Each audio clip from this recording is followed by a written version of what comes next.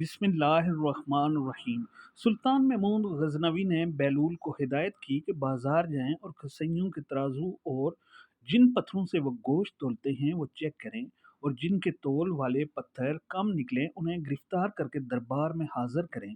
बैलूल बाजार जाते हैं, पहले कसाई का तोल वाला पत्थर चेक करते हैं तो वो कम निकलता है। कसाई से पूछते हैं कि हालात कैसे चल रहे हैं। कसाई कहता है कि बहुत बुरे दिन हैं, दिल करता है कि ये गोश्त काटने वाली छुरी बदन में घुसा दूं और अब्दी नींद सो जाऊं। बैलूल आगे बढ़ते हुए दूसरे कसाई के तोल वाले पत्थर को चेक करते हैं, वो भी कम निकलता है।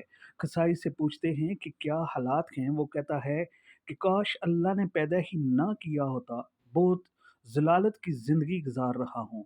बैलूल आगे बढ़े तीसरे कसाई के पास पहुंचे, तोल वाला पत्थर चेक किया तो बिल्कुल दुरुस्त पाया।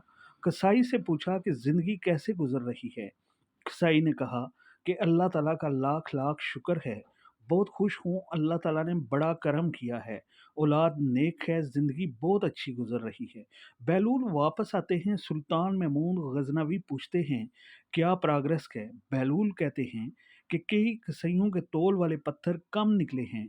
सुल्तान महमूद गजनवी ने गुस्से से कहा कि फिर इन्हें गिरफ्तार करके लाए क्यों नहीं। बैलूल ने कहा अल्लाह ताला इन्हें खुद सजा दे रहा है, इन पर दुनिया तंग कर दी तो यहाँ लाने की क्या ज़रूरत थी। आज हमारे भी कुछ यही हालात हैं, हमने भी नाप तोल में कमी करके अपनी आखिरत बर्बाद कर रखी है। हमें अपनी आखिरत की फ़िक्र ही नहीं। अल्लाह ताला हमारे हालात पर रहम फरमाए, आमीन।